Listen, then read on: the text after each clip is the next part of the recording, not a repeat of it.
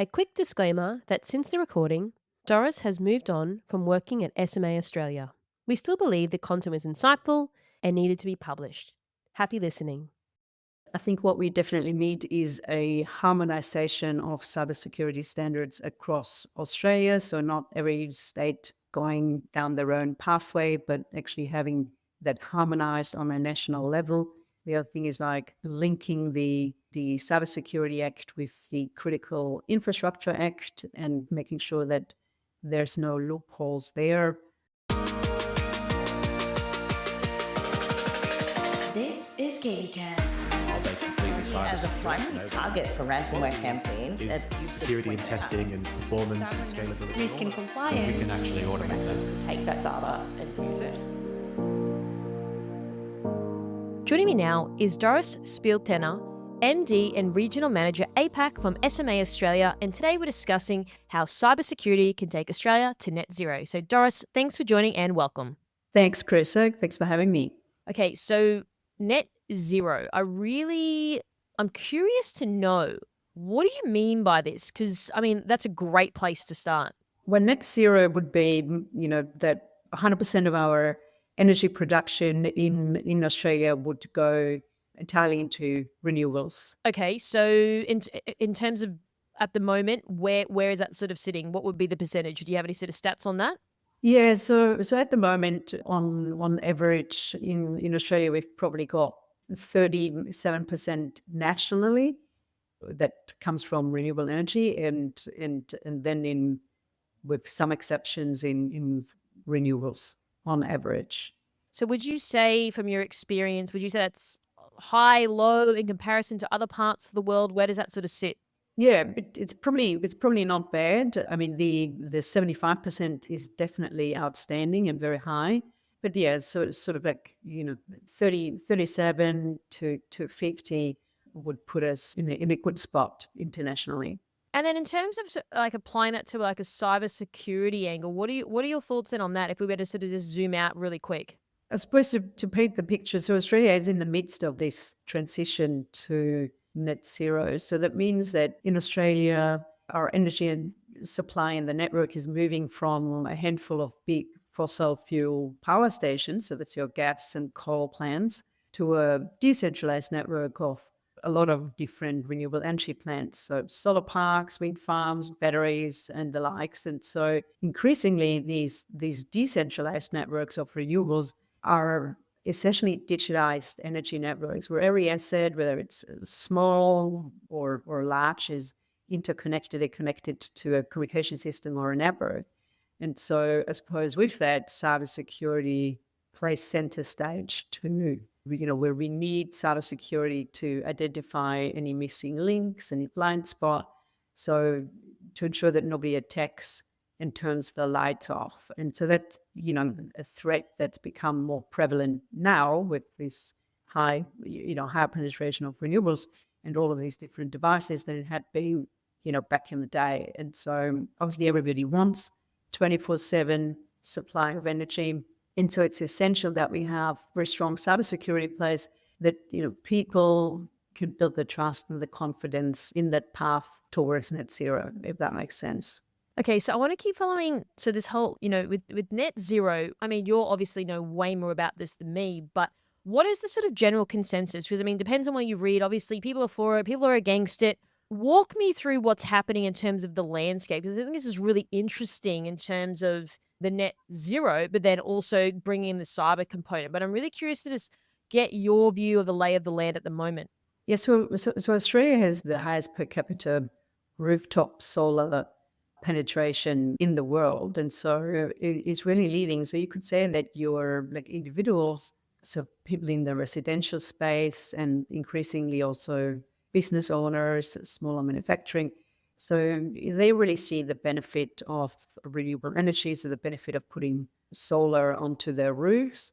So this is progressing really, really well. However, in the large scale utility space, so Australia tries to move away from coal-fired power stations and gas supplied to large solar parks, wind farms, and large batteries. And in order to sort of replace that old infrastructure with new infrastructure, we also need better transmission lines and the likes. And that's sort of where social license for that part is not as strong, because firstly, it's quite a costly investment into the future of, replacing the old infrastructure with the new.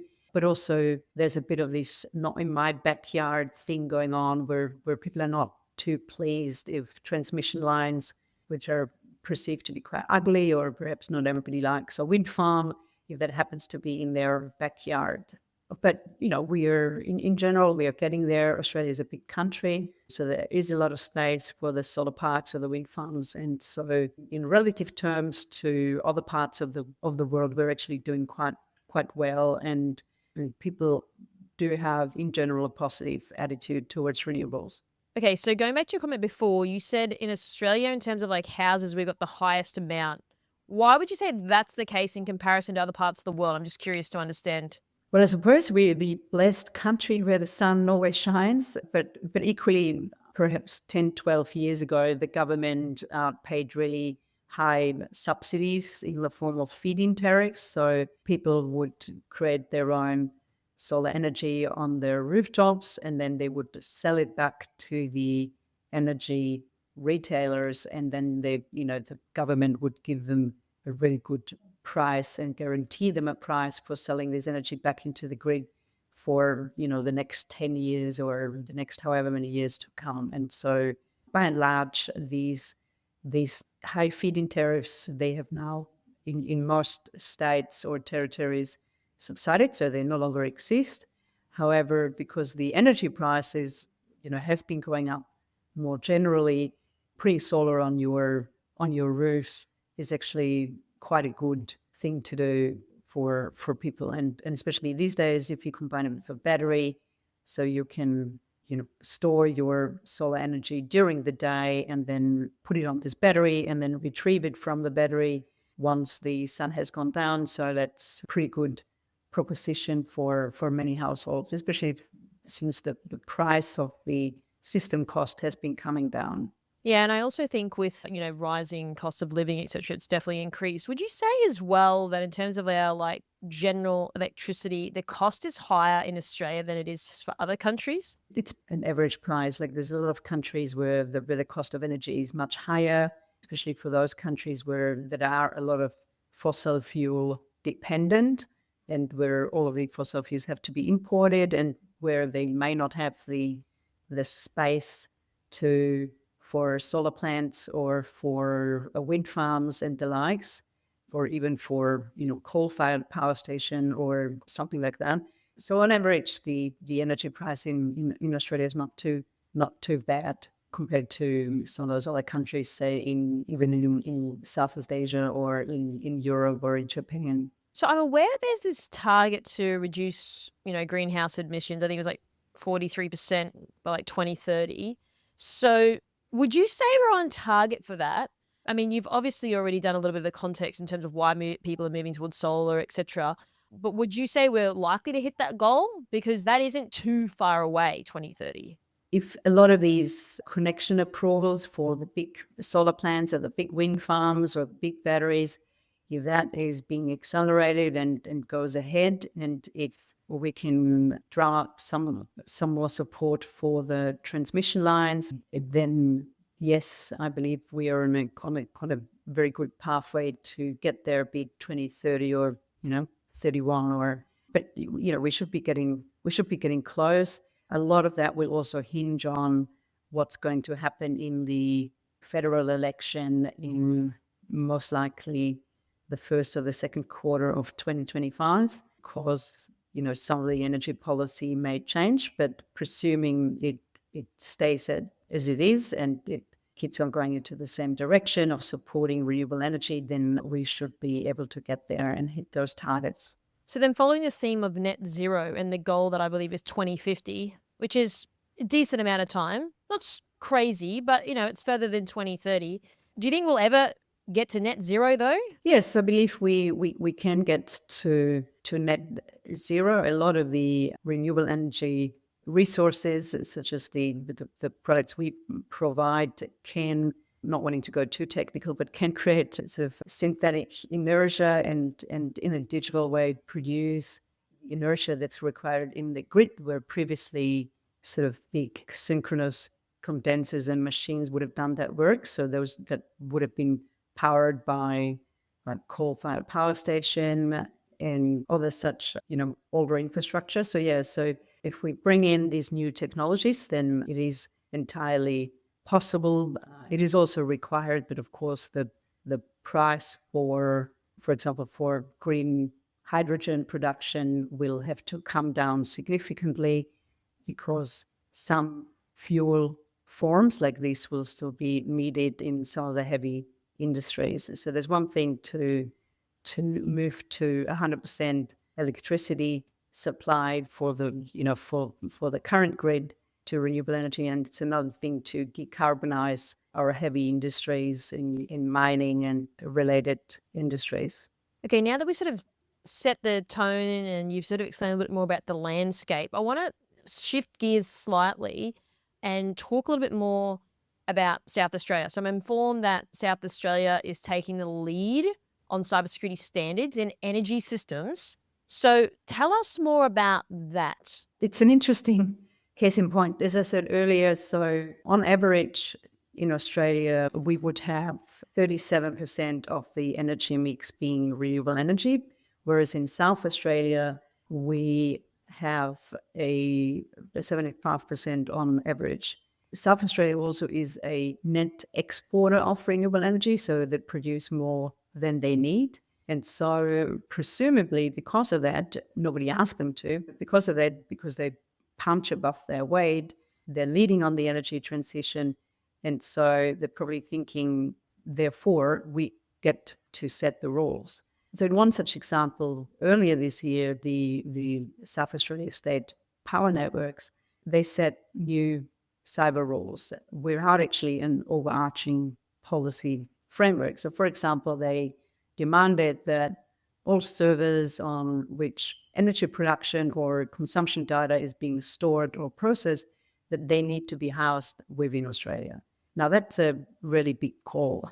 So from a commercial point of view, for a company like ours or any competitor, really, South Australia really only accounts for 5 to 10% of our Australia sales revenue. So you would have to think until all of the states and territories, or if at a federal level, unless they were to adopt such a rule of having all servers in Australia, we wouldn't want to make the investment of moving all of the servers to Australia just because one of the states demands that. So from a cybersecurity point of view, however, I'd probably say that South Australia is the only state that actually does take cybersecurity in the renewable energy grids seriously. And so therefore they want to push for the necessary reforms. So while we might not like that commercially, from my perspective, it is a good thing. Okay, there's a couple of interesting things in there that you said. So you said South Australia is taking cybersecurity more seriously. So what do you mean? What does seriously look like in your eyes? And what are the other states and territories not doing? Well, they think about what would be good, what would good regulation look like. And so, for example, moving servers onshore and therefore trying to reduce nation-state interference and in general better control and having all that data being stored onshore. It's a good thing. A lot of other countries have already made that move.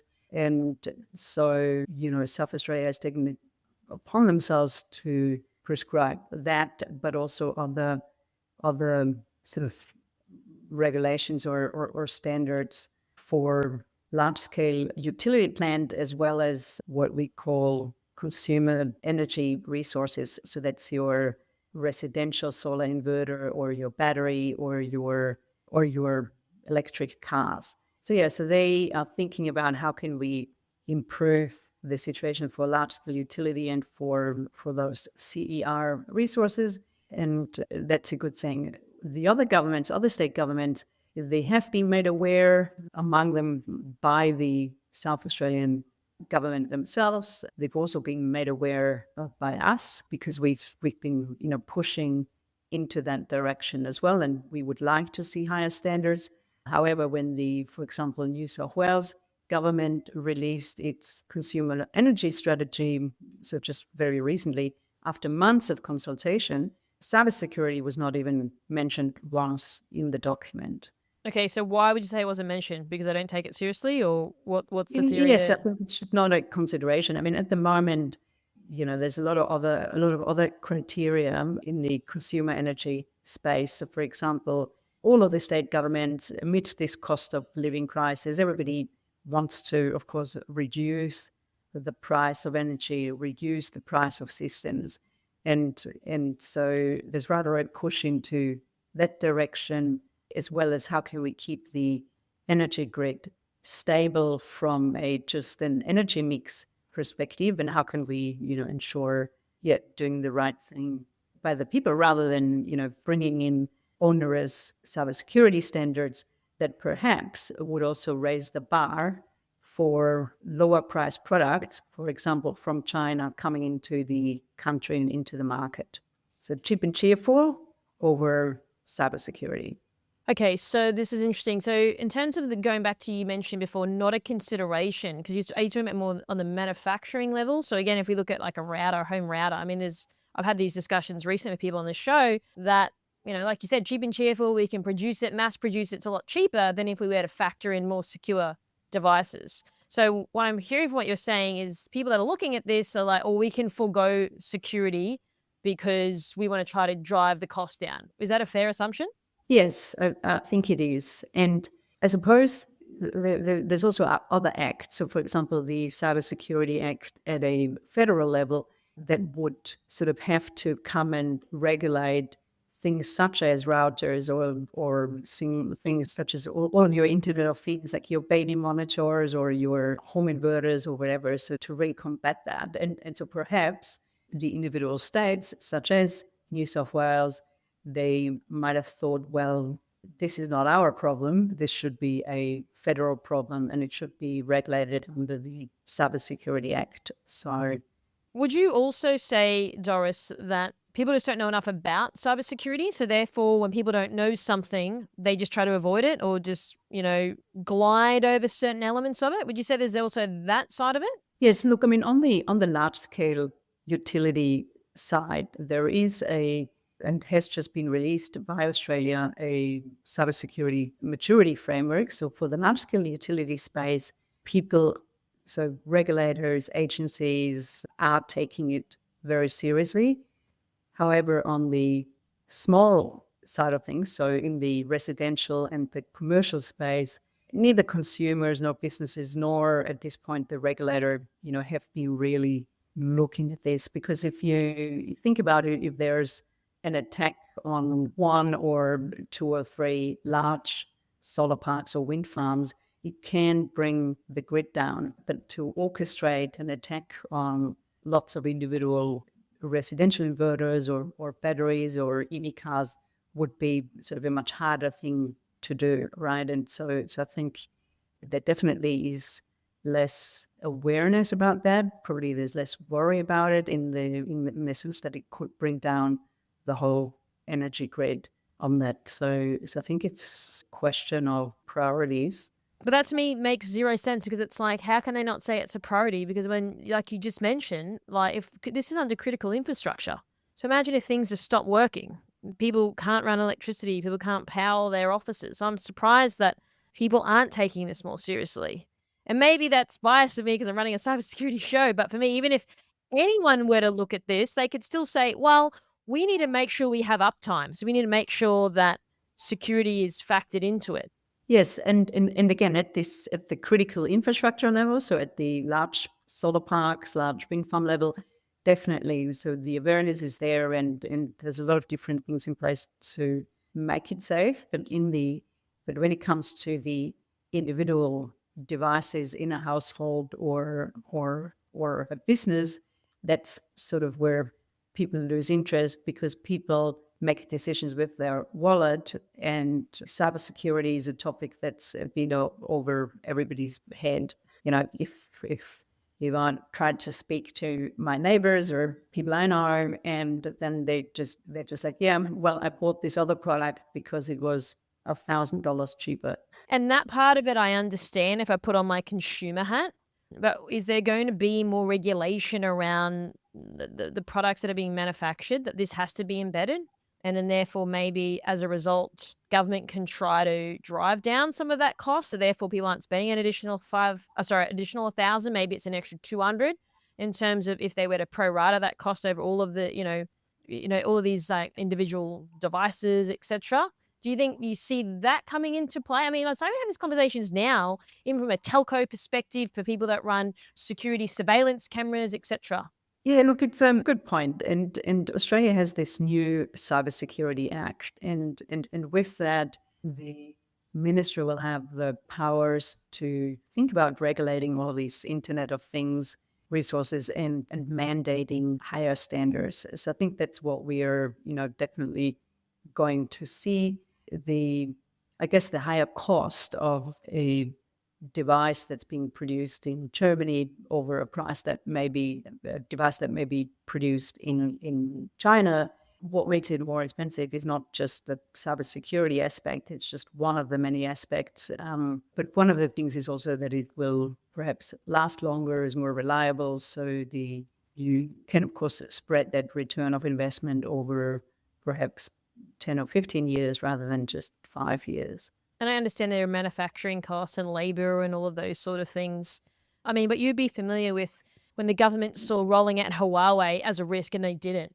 And do you think that now the government will say, well, we're not going to procure these devices from X country or X part of the world because we're concerned about cybersecurity? So is that what we're going to start to see in terms of your commentary around the regulation, the government starting to step in, or do you think that's probably an unrealistic goal? Yeah, look, that's probably an unrealistic goal. There might just be, certain standards that businesses have to meet, like, for example, ISO 27001 or something like that. So for example, we would like to see certification like that being mandated. And of course, there may be also other standards that could be mandated within the Internet of Things space. And so the minister would have the powers to do that. One of the regulations we would like to see that we see in place in Germany is that the government has the powers that when they suspect foul play by any company, whether they meet certain standards or not, but if they suspect foul play, they can then start an investigation. And if that investigation finds that the devices that have been installed, in fact, either do not meet the standards and the regulations that the company claimed that it meets, or also if there's other sort of like hidden backdoors or something being installed on the devices, then the government could demand that all of those devices be deinstalled, and could also demand that, of course, none of those devices of that brand will ever be installed in the country again. And so I think that happened in Germany. So Germany has such a law. And so Huawei Telecommunications, like, they had to rip up all of the infrastructure and they have to now deinstall all of that infrastructure in Germany. So we would like to see a law like that, because you can deploy whatever standard you want. In the end of the day, what the company says rolls off their conveyor belt and what they do sell into the country often could be very two different things. So would you say in your experience that law will come to fruition? Because, I mean, it makes sense, right? Because, again, look, I get it. No one wants to pay more money because, they don't understand it enough. And I totally understand from a consumer perspective. Also, when it comes to critical infrastructure, that's another problem. But again, like, as you've just mentioned, like, they had to rip it all out and then restart again because they suspected, to your terminology, foul play. So do you think this is going to happen, or where do you sort of see this coming into it? It's not something that's underway at the moment in Australia. I think Australia might go down a different path of a number of different regulations and standards, rather than something more open as this law in Germany or in Europe. So I don't have my hopes up, but it is definitely something that we speak to different state governments or federal ministers about. And we would like to see that because it's almost like a little bit of a blanket insurance policy in a space where technology just develops so rapidly. And as soon as a standard is mandated or launched, it is already out of date and it doesn't really provide the necessary protections. So going back to your comment around foul play, and if someone suspects it, like you were using the example from Germany, what does that then look like? So when you say someone, do you mean like a business or just someone individually? And then who are they sort of like reporting that to a regulator there, or what does that look like? Yeah, so it would be a company, say a brand, be it Huawei or be it another brand.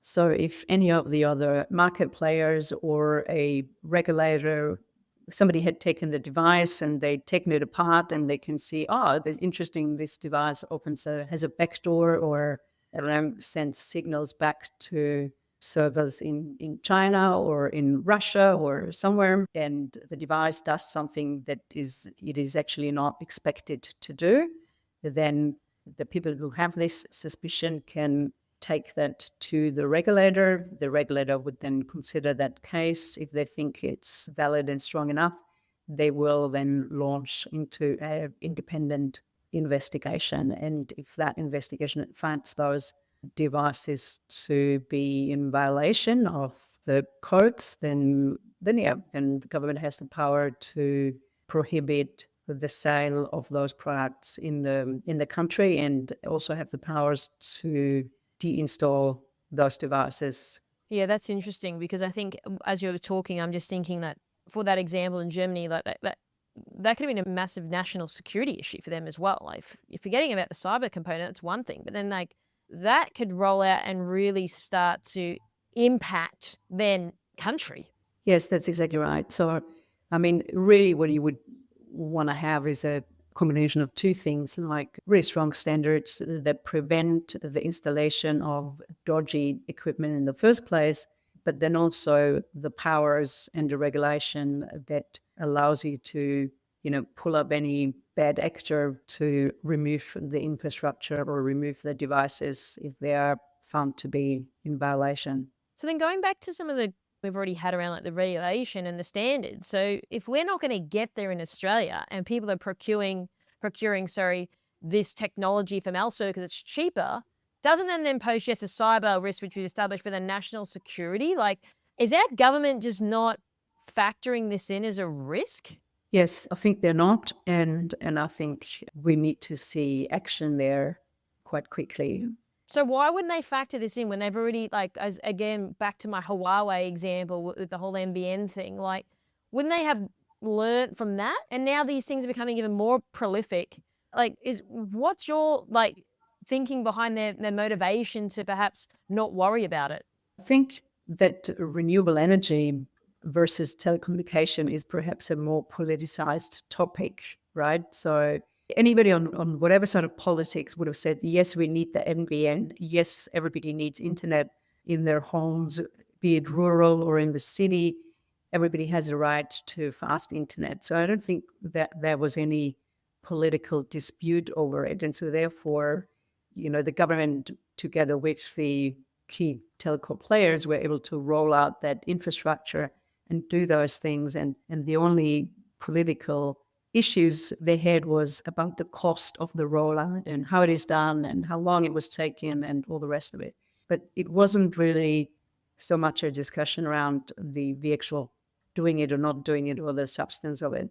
Whereas with renewable energy, it is such a politicized topic where one side of politics is really pushing for it and the other side of politics is not really in favor of it. And so therefore, the current government, the Labour government that's pushing for it, with a strong criticism of it being a very costly energy transition, they want to do everything to keep the cost down and make it as cheap as possible for the consumers of the renewable energy. And so therefore, that is where it becomes difficult because cybersecurity is the trade-off against this cheap energy transition.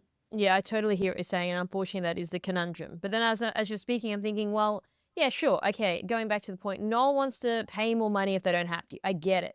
However, when you say that it's kicking the can down the road, so what I mean by that is just say they went and procured this technology from X part of the world because it's significantly cheaper than perhaps from other regions like Germany and friends. But then it becomes a national security issue because, like you said, there's backdoors and then there's spyware and then they're monitoring everything that we're doing. It just feels like it delays the problem. So yeah, we Yes. saved a couple of bucks in the beginning, but then we've got an even bigger problem on our hands, which is an infinite, like, there's so many can of worms that opens up there in terms of problems. I just don't understand how people can't see in terms of the supply chain. Is that the part? I know it's a political problem, but again, like, it just feels like we're sort of robbing Peter to pay Paul a little bit. It's just they're both sort of bad. Yes, 100% agree. It is a problem that, I mean, also in Australia, we're seeing some brands, some companies, all of them from China, being, very strong, gaining a lot of market share, and all of that supply chain is coming out of China. And if any one of those companies, they're not state-owned at this point, but who knows? In 2 years' time, 5 years' time, these companies could be state-owned, right? And so then we have 80% of our residential or commercial solar infrastructure, being owned by the Chinese state government, for example. I mean, that could be a scenario. And then, of course, any such state government would have access to the individual devices that power our homes and businesses. So I think, there's, with that concentration, with that high dependence on brands from just one country, or just high dependence on just, one or two brands, it's a concentration risk paired with a cybersecurity risk that we potentially will have to face in a few years' time. So where do you think we go from here, Doris? So I know there's not an easy answer to that, but obviously we've talked through a few scenarios. What are the risks, etc. What are your thoughts sort of moving forward as we enter into 2025 and beyond? I think what we definitely need is a harmonization of cybersecurity standards across Australia. So not every state going down their own pathway, but actually having that harmonized on a national level. That's one thing. The other thing is like linking the Cybersecurity Act with the Critical Infrastructure Act and sort of making sure that there's no loopholes there. Definitely, we do have a self-assessment cybersecurity framework, which is a maturity model. It's a self-assessment rather than being a third-party assessment. So I think that should happen as well. And we should also mandate some of those standards, such as ISO 27001. And then, as I said before, help this regulation of this security blanket of, the government having the powers to investigate companies if they suspect foul play. So Doris, do you have any sort of closing comments or final thoughts you'd like to leave our audience with today? Encourage everyone to think about cybersecurity. I mean, your audience clearly does that anyway, but perhaps for people to share with their neighbors and their friends and their peers and their family members that, cybersecurity is a topic that everybody has to take seriously. And so they should think twice when they make investments into their residential devices or anything they put into their business in terms of infrastructure or equipment.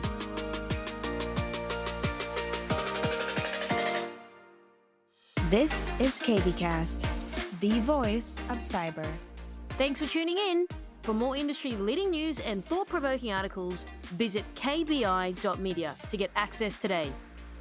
This episode is brought to you by Mercsec, your smarter route to security talent. Mercsec's executive search has helped enterprise organizations find the right people from around the world since 2012. Their on-demand talent acquisition team helps startups and mid-sized businesses scale faster and more efficiently. Find out more at mercsec.com today.